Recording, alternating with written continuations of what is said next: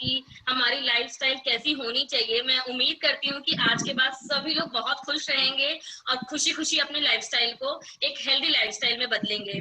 आइए अब हम जानते हैं कि 5 मील प्लान क्या होता है। 5 मील प्लान का कहने का मतलब है दिन में कम से कम 5 बार खाना खाना, और जब हम दिन में 5 बार खाना खा रहे हैं तो उसमें कम से कम एक खाने से दूसरे खाने के बीच में 2 से 3 घंटे का गैप होना चाहिए हमारा। तो आइए अब हम जानते हैं कि हमारा बेसिक मील पैटर्न होना कैसा चाहिए, कि हमें कब कब खाना चाहिए। हमें यही नहीं पता होता कि कौन सा सही समय है खाने का। हाँ, हमें पता है कि लंच होता है, ब्रेकफास्ट होता है, इवनिंग टी होती है, लेकिन उसका सही समय हमें नहीं पता होता है। तो सबसे पहले जब हम उठते हैं, जो हमारा सुबह का समय होता है मॉर्निंग टी का, उसका समय होता है 7 AM से 8 AM के बीच में। प्लीज आप लोग इसको नोट कर लीजिए, या फिर आप अपने फोन में इसका स्क्रीनशॉट भी ले सकते हैं। लंच का समय, उस लंच और मॉर्निंग टी के बीच में आता है हमारा ब्रेकफास्ट, जिसमें हमें एक हेल्दी ब्रेकफास्ट करना चाहिए, जो जिसका समय होता है 9 AM से 10 AM के बीच का। मैं आपको एक बात बता दूं, आप अगर मॉर्निंग में आपको चाय पीने की आदत है तो कभी भी अपने चाय को, ब्रेकफास्ट को, एक हेल्दी ब्रेकफास्ट को मिक्स मत करिएगा, क्योंकि आप एक हेल्दी ब्रेकफास्ट ले रहे हैं और अगर आप चाय ले रहे हैं तो चाय के अंदर जो सेल्स हैं वो आपके हेल्दी ब्रेकफास्ट को ओवरकम कर देगा, और हेल्दी जो भी आप ब्रेकफास्ट ले रहे हैं उसका कोई फायदा नहीं रह जाएगा।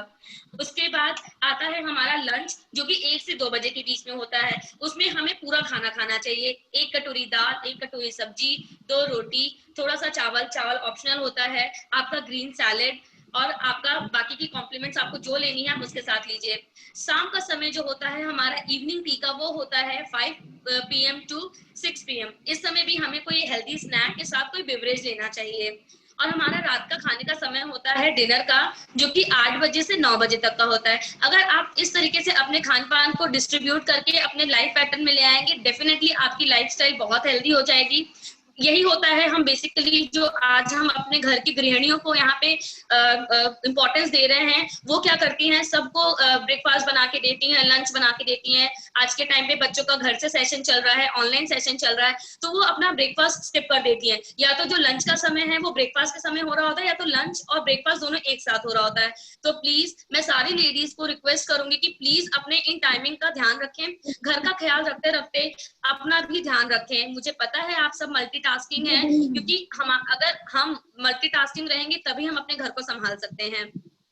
आइए जानते हैं कि हमारा कैसा होना चाहिए, बेसिक मील प्लान कैसा होना चाहिए। सबसे पहले हमें अपना पोर्शन साइज देखना चाहिए कि हम कितना खा रहे हैं। हमारे बॉडी को एक अमाउंट में खाना अगर नहीं मिलेगा तो पूरा जो हमारा आहार है, जो हमारा पूरा न्यूट्रिशन है, वो उसको नहीं मिलेगा। मैं एक छोटा सा एग्जांपल आपको दूंगी। जब कभी भी हम बीमार होते हैं और डॉक्टर के पास जाते हैं तो डॉक्टर हमें दवाइयां लिखता है, दवाइयों के साथ साथ उसकी क्वांटिटी बताता है कि आपको कितना लेना है। अगर आपको खांसी हुई है तो डॉक्टर आपको बोलता है कि आपको 5 ml या 10 ml कफ सिरप लेना है दिन में 3 बारी।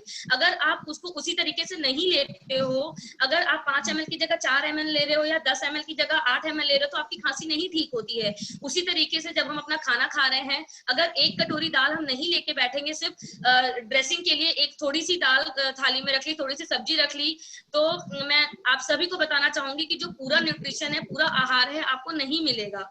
जैसे कि हम ग्रीन सैलेड खाते हैं, थाली में बस 2 ककड़ी ले ली, 2 टमाटर ले लिया, 1 प्याज ले लिया, नहीं, गलत है। आपको फुल सर्विंग लेना चाहिए, पूरा ककड़ी, पूरा टमाटर, पूरा प्याज, तभी जाके उसके अंदर जितने भी न्यूट्रिएंट्स हैं वो आपको तभी मिलेंगे।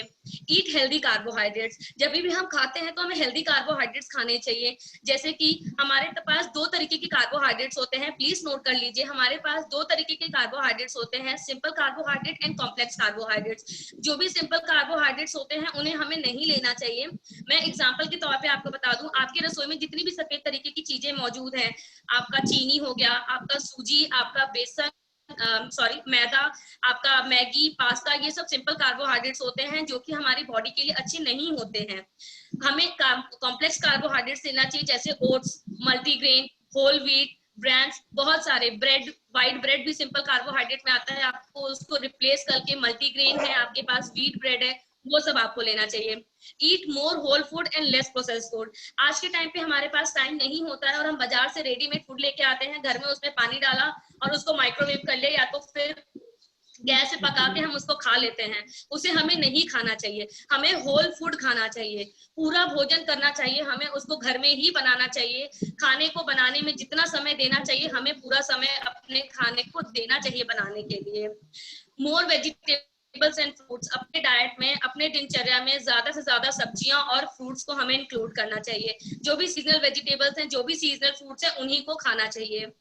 Limit sugar and sweet Intex, मैंने आपको पहले ही भी बताया कि हमें चीनी का यूज अपने डेली रूटीन में कम कर देना चाहिए।